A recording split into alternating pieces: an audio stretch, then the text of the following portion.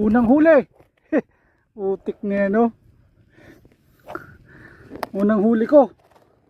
Pati tingga, kinain na. Utik na yan. Kala ko mapuputol tong nailon ko. Numero 8 lang to eh. Man. Thank you Lord. Oh, unang huli. An ka pa.